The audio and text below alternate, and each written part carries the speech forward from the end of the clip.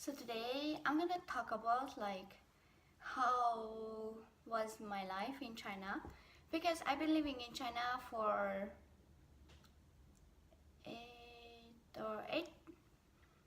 8.5 months. So in that time in that time when I've been living in China, I get a lot of experience about the peoples there, the life there, and how is like the nightlife, the daily life, and the work and everything. So I think I can talk about 8 months only in one video. So I think it will be maybe 3 or 4, maybe 5 smaller videos, like when I can talk about like my job, the life there, and the salary, the pricing, and everything. So my adventure started in China last year, November. First time I went to Hong Kong, not to mainland China. In Hong Kong, I will stay for a week, and then after I enter China, I fly to Shanghai,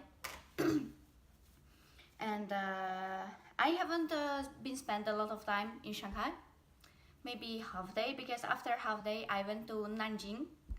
Like it's really near to Shanghai. I went to Nanjing with the train. It was maybe an hour and a half. And then there I met one of my friends who I've been talking really long time ago. And I've been in Nanjing for 3 days, like look around and try some real Chinese food, not like the American Chinese, like, or the Western Chinese, the real Chinese food. And after a few days we went to Foshan, Guangdong province, and my rest of my time I stayed in Foshan for a longer time, like 6 months, 7 months, around that. And first time I don't really have any friend in Foshan, so it was pretty hard. Like I don't really go out because I don't have friends there. But after a while, I start to make some new friends, like by go to the bar, and also like I got some friends, and they friends became friend with me. And also because I use WeChat, like in Chinese they say Weixin. I use that application. Is like kind of something like the Chinese Facebook, guys, in China there is no Facebook, no YouTube, no Google. For some reason the government don't really like it, but you can use them if you download VPN. Like I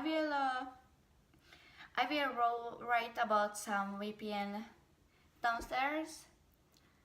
But actually this depends, because there is two kind of VPN. Like you can use a free VPN, and you can use VPN for money. Actually I've been using some free VPN to watch some movies on YouTube. It's also quite good, so I don't really like spend money on that, because before I went to China I already didn't use my Facebook for a half year, because I've been using WeChat for a pretty long time, like 4 or 5 years, because most of my friends are Chinese peoples. So by WeChat I get to know more people and more friends. And then they always ask me go to bar or go to late supper, because in China it's really common. Like after you finish in a bar, like you guys went to eat something. It's like mostly it's like a Chinese barbecue or porridge. Like in China the porridge is really famous stuff. Like I don't know if I want to say it like for another people can understand it, like it's like a kind of like rice soup, something like that. But in China they eat it with seafood, beef, chicken, vegetables, everything what you can imagine.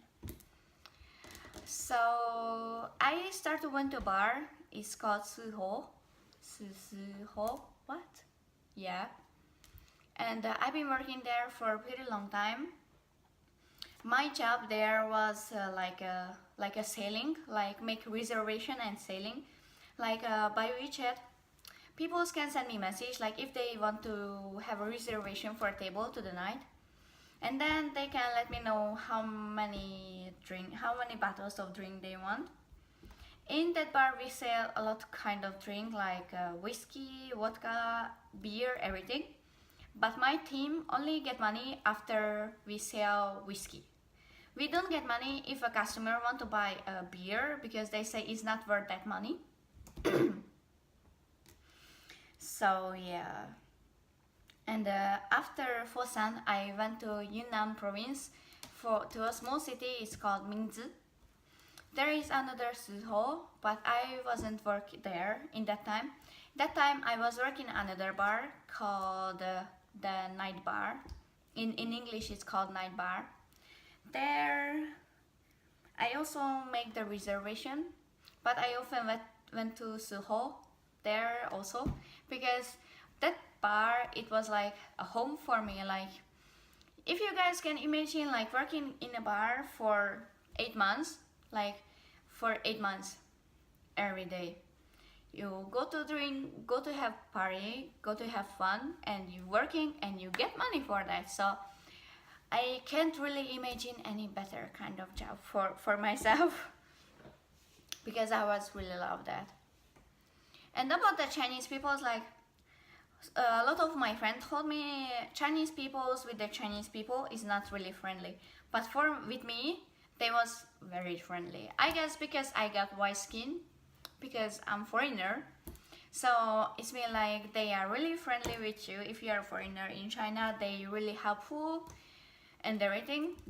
In China, normally it's the prices, I think it depends everywhere because for example like Shanghai, Beijing, the bigger cities are more expensive than where I've been. Like I've been to Fosan. The prices was okay.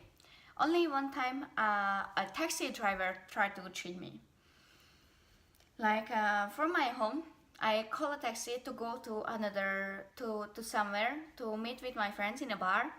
It was called like Victoria. Yeah, it was called Victoria. It was really near to my home, but the taxi driver going away like everywhere, and I was just like okay. So now what will be like? I pay, or you would just kick me out?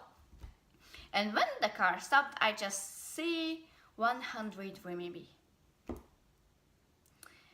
For away, what is normally like 10 minutes, maybe 20, 25 renminbi. And he take me for an hour way for 100 renminbi. So I was just like, okay, so now what? And I just told him like, first, it's not my mistake you tried to cheat me. So I pay you 25, or I get out from your car and I don't pay anything. And you know, he was just like really angry, and he told me like okay, then 25 is okay, but then never see you again. I was totally okay with that because I never got cheated in China except for that only one time. And yeah, also in the bar they never tried to cheat me with other prices. Also in the local market, nothing. But yeah, in China as a foreigner, like go to the market and everywhere, it was a bit harder because for example, if you want to cook at home, it's for some stuff is really hard to find, like because in Asian countries most of them like have problem with the milk, with the cheese because of the lactative. So mostly the milk there like soy milk, coconut milk, rice milk, almond milk, everything, but there is no like the normal milk from the cow. And also the cheese. So they import it from another countries. Like I find the bacon and cheese they import from US, but I find the milk they import from Australia. So for me it was a pretty long time, but I was just lucky in a way because I know how to cook Asian food and how to use Asian ingredients like the vegetables and the stuffs, you know, for make food for myself to stay alive. And also like normally in the market, like even in a supermarket, it was in a really good price because I remember the cheese was pretty expensive, like how the people say, but it was like 15 renminbi.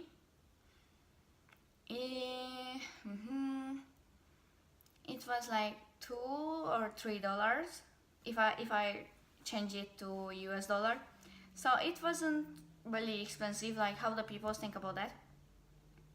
But yeah, of course, if you are in the big cities and they saw you are tourist people, everything will be more expensive because you go to a big city, Beijing, Shanghai, Hong Kong, something like this. Those cities are already more expensive, not only for the tourist people, also for the mainland peoples. And the language. If you go to mainland China, you will face to some language problems because not a lot of people speak English. In a train station, in an airport, they like so they speak English. In the taxi drivers, nothing. Maybe just hello, hi, bye, how are you, and that's all what they speak. Yeah. And also in China there is a lot of good thing. Like for me it was my life to go to China because I never can imagine, because you know, like before I went to China I was feels like I can kill anyone just to enter China, just to fly there, because it was really my big dream. Like I wanted to know how the peoples live there, and I wanted to know if the things are same as how I imagine it, because for me it's like the Chinese and the Asian culture was in my life for a whole time, like from the time I'm 4 years old, and all of my boyfriends was Chinese boys. So it was always really interesting for me, like how is the life there, and that was my dream all the time, to live there or even just to try how is it there. And actually I doesn't get disappointed about it because everything was same or even better than how I imagined it before I went there. But yeah, Hong Kong and the mainland China is too different. Even they belong together, they are two totally different places. Like in mainland China, as I say, there is no Google, no YouTube, no Facebook. In Hong Kong, everyone use Facebook, Instagram, Snapchat, Google, everything. So when I went to China, it was a bit harder, but I still find how to solve my problems, like the map or something like that. For lucky, in China they still use the Apple map in the phone, so it was better. And in the WeChat, what I told you before, there is also, you can find the map, like it show you where is it or how you can go there. And also it's a bit like a Facebook, like you can share your location in a live location and the people can see where you are and they can come to pick you up, or you can see when you reach them. So it was way more easier in that part. So yeah, for today that's all. I hope you liked my videos, and I hope you enjoy my video about China. And as I told you, it will be a longer series. Like I will keep talk about it. Like I think in the next video I will talk about like the Chinese social media and everything like that. So if you like it, please subscribe and follow me on my Instagram, on the Facebook page, and also in Snapchat. Thank you. Bye bye.